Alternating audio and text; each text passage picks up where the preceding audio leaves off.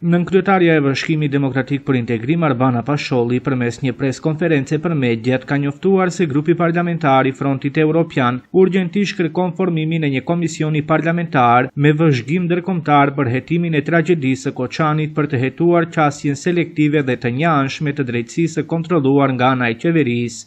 Ju informojmë se grupi parlamentar i Frontit Evropian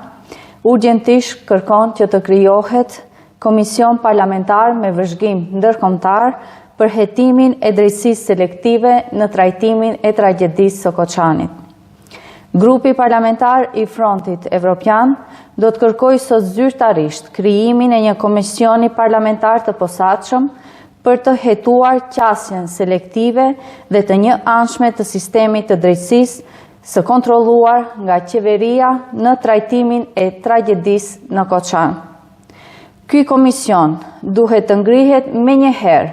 dhe të përfshijë përfaqësues të OSBE-s, si dhe përfaqësues nga ambasadat e Shteteve të Bashkuara të Amerikës dhe vendeve anëtare të Bashkimit Evropian në cilësinë e vëzhguesve me qëllim garantimin e një hetimi të drejtë, të pavarur dhe transparent. Drejtësia selektive ka tronditur çdo qytetar të këtij vendi dhe ka krijuar një situatë të paprecedent që rrezikon themelet e shtetit të së drejtës dhe të besimit qytetar ndaj institucioneve. Mosveprimi ose instrumentalizimi politik i drejtësisë për qëllime të ngushta cënon jo vetëm të drejtat themelore të qytetarëve, por edhe stabilitetin demokratik dhe perspektivën evropiane të vendit. Grupi parlamentar i Frontit Evropian do të bëjë sot një kërkesë zyrtare për këtë çështje dhe pret që kuvendi të veprojë me përgjegjësi dhe seriozitet maksimal për të siguruar një hetim të pavarur, të besueshëm dhe gjithëpërfshirës.